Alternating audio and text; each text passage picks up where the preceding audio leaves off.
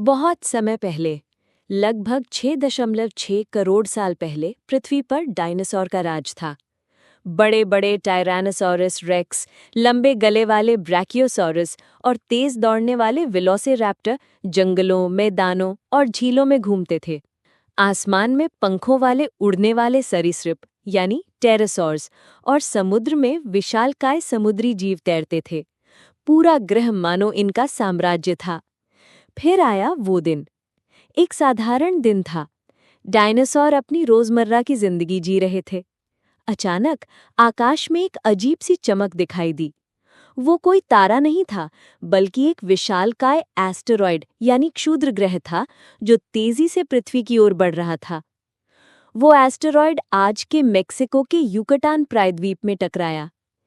इतनी जबरदस्त टक्कर थी कि लाखों परमाणु बम एक साथ फट जाएं, उतनी ऊर्जा निकली।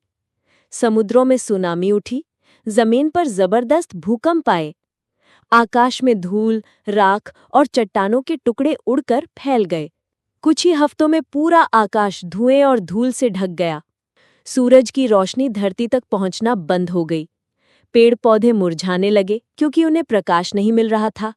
शाकाहारी डायनासोर को भोजन नहीं मिला और धीरे धीरे वे मरने लगे। मांसाहारी डायनासोर जिन्हें शिकार मिलता था, वे भी भूख से मरने लगे।